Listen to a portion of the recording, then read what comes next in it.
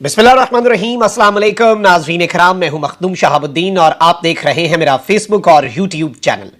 उम्मीद करता हूं आप सब लोग बखैर वाफियत होंगे और जहां भी होंगे अपने अहले खाना समेत खुश भी होंगे और महफूज भी। नाज़रीन इकराम, कुछ बहुत बड़ी डेवलपमेंट्स हैं। एक जानिब तो नए मुंतखब होने वाले निगरान वजीर आज़म के लिए मुश्किलात में इजाफा होता जा रहा है और आते साथ ही निगरान वजीर आज़म को और निगरान वजीर आज़म को लाने वालों के लिए, उनका इंतखाब करने वालों के लिए मुश्किलात पैदा हो चुकी हैं। इसके साथ ही साथ इमरान रियाज खान के हवाले से जहां एक इंतहाई तशवीशनाक खबर आई है कि इस खबर पर जितनी भी तशवीश की जाए वो कम है।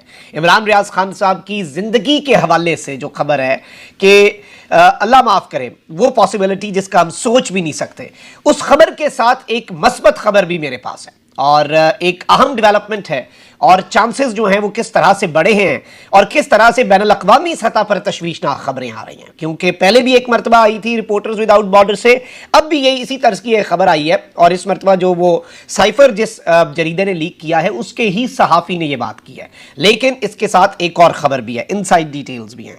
जबकि जो सबसे बड़ी खबर हम आपके सामने रखने जा रहे हैं वो है अटक जेल में इमरान खान साहब को बड़ी पेशकश, और इस बड़ी पेशकश के हवाले से कुछ अहम तरीन सहाफ़ी और ऐसे सहाफ़ी भी जो ताकतवरों के भी करीब समझे जाते हैं, उनकी तरफ से कुछ दावे सामने आ रहे हैं कि अटक जेल में कैद इमरान खान साहब के पास कुछ ऑफर्स आई हैं, उन्हें कुछ चीज़ें उनके सामने रखी गई हैं। ये डेवलपमेंट्स भी आपके सामने रखते हैं। लेकिन पाकिस्तान में चूंकि आपको पता है कि इस वक्त कैसा माहौल है, सेंसरशिप अपने उरूज पर है और लोग जो हैं उनके लिए किस तरह से, बोलने वालों के लिए, वो बात है ना कि हबीब जालिब ने लिखा था कि बोलते जो चंद हैं सब ये शर पसंद हैं, इनकी खींच ले जुबान, इनका घोंट दे गला, मैंने उससे ये कहा, ये जो 10 करोड़ हैं ये जहल का निचोड़ है। तो उस टाइम 10 करोड़ थे जहल का निचोड़, अब 24 करोड़ हैं और बाकी सारे जाहिर बात है जो हम पे राज कर रहे हैं, जिन्हें राज करने के लिए हम पर चुना गया है या फिर उन्होंने खुद अपने आप को चुन लिया हुआ है, वो नाज़रीन कराम आपको भी पता है क्या मामला है और किस तरह की सूरत हाल है और वही खुद को अक्ले कुल समझते हैं और हमारे फैसले करते हैं जो हमने करने थे। लेकिन चले अब जी, खबर यह है कि Pakistan electronic media regulatory authority PEMRA, इसने 11 मफरूर और इश्तिहारी अफराद की मीडिया कवरेज पर पाबंदी लगा दी है। जिन अफराद पर पाबंदी आयद की गई है उनमें सियासतदान और सहाफ़ी शामिल हैं। पैमरा ने 11 अफराद को इलेक्ट्रॉनिक मीडिया पर दिखाने पर पाबंदी लगाते हुए कहा है कि अदालती अहकामात के मुताबिक मफरूर और इश्तिहारी अफराद को टीवी पर दिखाने की इजाज़त नहीं है।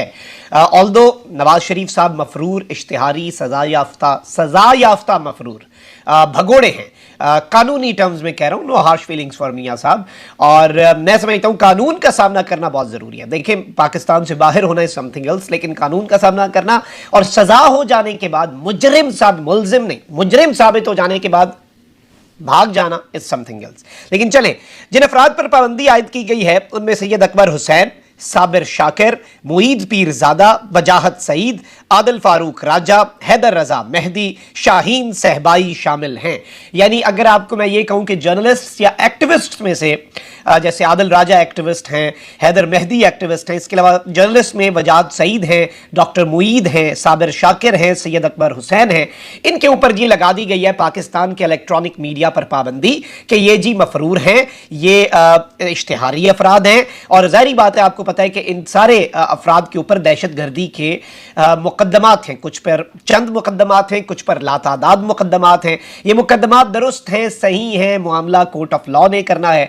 फ्रीडम ऑफ एक्सप्रेशन का जहां पर सवाल आता है उसमें मेरी हमेशा से राय एक रही है। इवन आप ये देखें कि बहुत ज्यादा मामलात के ऊपर जिनमें बहुत से ऐसे लोग जो एंटी एस्टैब्लिशमेंट थे उन्हें मेरी राय पसंद नहीं आई, बहुत दफा ऐसे हुए कि एस्टैब्लिशमेंट को पसंद नहीं है। लेकिन I always believe in one thing कि आप किसी की राइट टू से समथिंग, उसे नहीं, I do not agree with what you say but I will defend to death your right to say it. Manzoor Pashteen जब कहता था कि ये जो दहशत गर्दी है इसके पीछे वर्दी है, मैंने उस वक्त भी उसका इंटरव्यू करके उसे ये कहा कि तुम ये कहते हो, मैं कहता हूं कि ये जो सोनी धरती है इसके पीछे वर्दी है, लेकिन स्टिल मैं तुम्हारा सबसे बड़ा नाप दूं, सबसे बड़ा तुम्हारी पॉलिसीज का, हर चीज का। एट दैट टाइम मैंने मंजूर पश्तीन के मुंह पे कहा, मैंने कहा लेकिन स्टिल मैं तुम्हारी जो एक राइट है टू से दैट, वो बोलने का जो हक है वो मैं उसके साथ तुम्हारे साथ खड़ा हूं।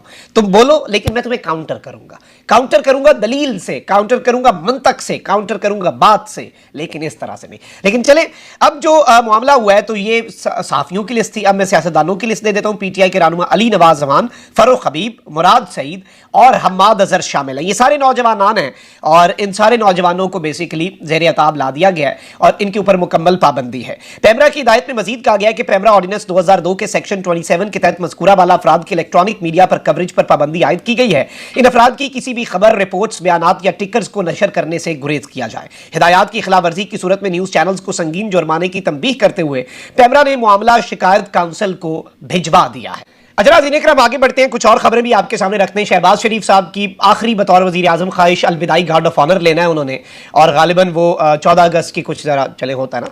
इसके साथ साथ शहबाज शरीफ साहब की जो गार्ड ऑफ ऑनर की तकरीब है वो मुलतवी हो गई है और उनका कौम से एक अलविदाई खिताब भी है। पता नहीं कौम कितनी इंटरेस्टेड होती है, मुझे लगता है कि कौम जो है वो मुकम्मल तौर पर लीस्ट इंटरेस्टेड ही रहेगी, लेकिन लेट्स सी। अच्छा, वहीं दूसरी जानिब नए निगरान वज़ीर आज़म के लिए, जिस तरह मैंने आपको इब्तदाई में बताया, इमरान रियाज पर आने से पहले कुछ मुश्किलात बढ़ गई हैं। Balochistan national party BNP Mengal के रहनुमा सरदार अख्तर मेंगल की जानिब से साबिक वजीर आजम और मुस्लिम लीग नून के कायद नवाज शरीफ को एक खत लिखा गया है जिसमें उन्होंने गिले शिकवों का इजहार किया है और अंबार लगाया है। अख्तर मेंगल की जानिब से लिखे गए खत में कहा गया है कि मेरा यह खत 22 जुलाई 2022 के मैसेज का तसलसल है। जिन मसाइल का जिक्र मैंने पहले किया था, काश उनमें कमी आती। आज भी वही बलोचिस्तान, वही जबरी गुमशुदगियां, सियासी हल के बजाय बंदूक से मसले के हल की कोशिश की जा रही है। हम पर जो गुजर रही है या गुजर रही है या गुजर चुकी है वो हमारी किस्मत है। हैरानी इस बात से है कि जो आप लोगों पर गुजरी उससे अभी तक आपने सबक नहीं सीखा। उन्होंने अपने खत में लिखा कि मौजूदा हालात का हल सियासतदानों के बजाय एस्टैब्लिशमेंट की मुशावरत से तलाश किया जा रहा है। हमें जनरल अयूब से जनरल मुशर्रफ तक के मजालिम अच्छी तरह याद है, लेकिन आपकी जमात मुशर्रफ और बाजवा की साजिशों और गैर आईनी इक़दामात को इतनी जल्दी फरामोश कर गई। सरदार अख्तर मेंगल का खत में कहना था कि मौजूदा दौर में गवादर यूनिवर्सिटी के लाहौर में क़याम का ऐलान किया गया और गवादर एयरपोर्ट का नाम ऐसे शख्स के नाम पर कर दिया गया जिससे शायद ही बलोचिस्तान के लोग वाकिफ हों। BNP रहनुमा के खत में मरदमशुमारी पर भी तहफ़्फ़ुज़ात का इजहार किया गया और कहा गया कि गुज़श्ता मरदमशुमारी में बलोचिस्तान की आबादी तकरीबन 2 करोड़ 24 लाख बनती थी और उसे 73 लाख कम कर दिया गया।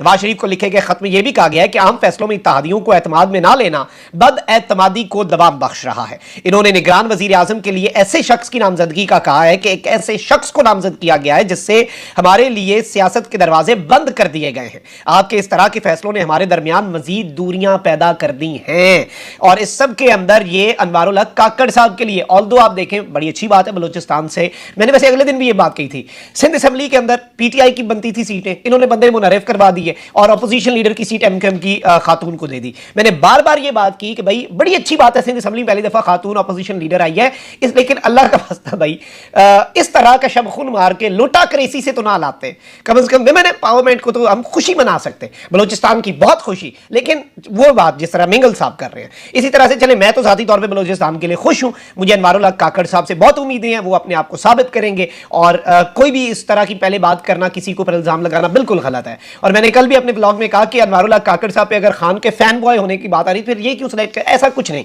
अच्छा, वहीं दूसरी जानिब एक चीज बड़ी वाज़ेह है कि सदर साहब भी अगर चले जाते हैं, जो कि है कि सदर साहब अपना ओहदा अपना टाइम पूरा होने पे चले जाएंगे, तो सदर भी जो होगा कायम मकाम वो बलूचिस्तान का होगा, यानी कि सादिक संजरानी साहब होंगे।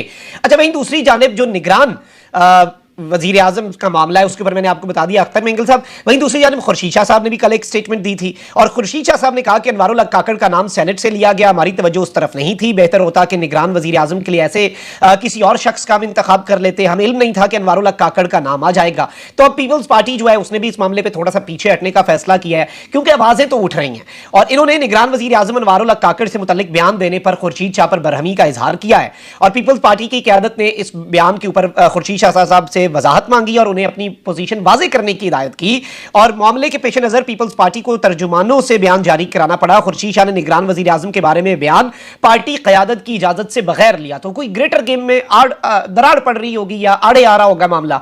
अच्छा, वहीं दूसरी जानिब मैं ज़ाती तौर पर समझता हूं कि PTI इस सब के अंदर बहुत डिसेंट और बड़ा नपातुला अपना मौकफ रख रही है। आप देखें ना, PTI रहनुमा उमर अयूब जनरल सेक्रेटरी हैं, उन्होंने कहा है कि देखना है कि निगरान वजीर आजम अनवारुल हक काकड़ आइन और कानून पर कितना अमल करते हैं, बर्वक्त शफाफ शफाफ इंतखाबात करवाएं, जो उनका काम है, अच्छे की उम्मीद है। ना करवाया तो क्या होगा, ना करवाया ये भी एक मैं समझता हूं चैलेंज होगा निगरान वजीर आजम के लिए। ना करवाया तो हमारा रद्द अमल आएगा, then we will give response. अभी हम वक्त से पहले क्यों अपना रिस्पांस दें? और इस सब के अंदर इन्होंने बेसिकली कहा कि हम देखेंगे अनवारुल्लाह काकड़ आइन और कानून पर कितना अमल करते हैं। तवक्कुह है उनकी क़यादत में निगरान हुकूमत बर वक्त और शफाफ इंतखाबात कराएगी।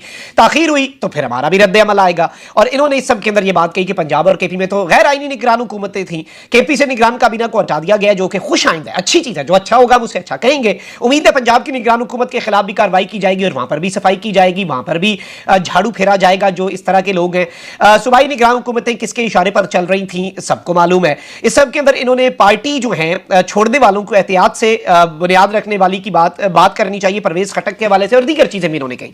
लेकिन ये एक बड़ी चीज है। अच्छा, अब जरा आ जाते हैं दो बड़ी खबरों के ऊपर जो मैंने आपके सामने रखनी है। इस वक्त बहुत से ऐसे साथी जो एस्टैब्लिशमेंट के करीब हैं और जो पीडीएम के भी करीब समझे जाते हैं, जो एक पूरा टोला है पीडीएम के और हामी साथियों का, जो कि आजकल पीडीएम की मोहब्बत में बेसिकली एस्टैब्लिशमेंट के कुर्ब का दावा करते हैं। तो बेसिकली इन्होंने इनके जराए ये कह रहे हैं कि इमरान खान को जेल में पैगाम दिया गया है कि अमेरिका तो आपकी वापसी नहीं चाहता, अमेरिका तो आपके वापसी की इजाजत दे कोई नहीं रहा, अपनी पार्टी आप शाह महमूद कुरैशी साहब को मुंतकिल कर दें और सियासत छोड़ दें, फिर हम आपको जेल से रिहा कर देंगे। इसलिए शायद देखें बार्गेनिंग पोजीशन में अपना आता ही तब है ना। पहले मैं कहता हूं मैं तुम्हें पकड़ लूंगा, मैं पकड़ लूंगा, अगला कहता है पकड़ लो, वो मेरी बात नहीं सुनता। जब मैं उसे पकड़ लूंगा फिर मैं उसे कहूंगा कि अब क्या, अब बताओ। लेकिन वो अगला बंदा भी तो इमरान खान है। मसला सारा ये है, मसला सिर्फ उसके नाम पर आकर रुक जाता है कि वो तो झुकने का नाम नहीं ले रहा, वो तो डटा हुआ है। और इमरान खान साहब ने इनकार करते हुए जवाब दिया है कि सौदेबाजी करने अगर मेरे पास आना है मुबैना तौर पर तो दोबारा मत आना, यानी डोंट इवन बॉदर इस तरह के काम करने। मैं मुल्क छोड़ दूंगा, मैं सियासत छोड़ दूंगा। और वैसे भी पीटीआई की सियासत फिर क्या है, पीटीआई खत्म है। पीटीआई इमरान खान है, इमरान खान पीटीआई है। आज आप एक सेकंड के अंदर इमरान खान साहब कहें ये मेरी नई सियासी जमात का नाम है पीटीआई, इधर पीटीआई का कोई वजूद नहीं रहेगा। पीटीआई सिर्फ इमरान खान है, ये सबको पता है। अच्छा, वहीं दूसरी जानिब आते हैं मेन खबर के ऊपर, जो इमरान रियाज हैं। दुआ पूरी कौम कर रही है उनके लिए और बड़ा दिल हमारा दुखता है। 3 महीने से उनकी फैमिली जिस कर्ब से गुजर रही है, अल्लाह करे कि किसी को उस कर्ब से ना गुजरना पड़े। और सजा क्या, 14 अगस्त के दिन भी अगर वो आज़ाद नहीं होते और 14 अगस्त को जो बंदा पाकिस्तान जिंदाबाद का नारा लगाता था और लगाता रहेगा, I am 100% sure about Imran रियाज।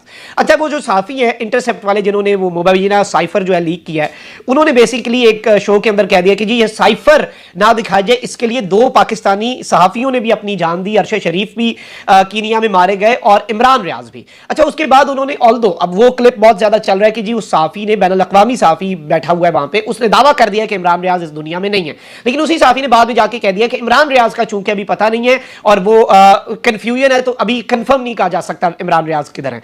लेकिन इस वक्त ये तशवीशनाक खबर थी और वो क्योंकि आधा हिस्सा सोशल मीडिया पर गर्दिश कर रहा था, तो लोग बहुत ज्यादा परेशान हो गए कि देखें जी, पहले रिपोर्टर्स विदाउट बॉर्डर्स का वो डैनियल बास्टर्ड है, उसने कर दिया था, इस तरह की स्टेटमेंट दे दी थी और उसने कह दिया था कि जी हमें खदशा है। खदशा तो इमरान खान साहब ने भी कहा था ना कि भाई खदशा तो हमें पता नहीं कितने खदशे होंगे। लेकिन ऑब्वियसली इमरान रियाज खान साहब की रिहाई जो है उसे ब्रेक लगी हुई है। अब अच्छे की उम्मीद क्या पैदा हुई है ये मैं आपको बताता हूं।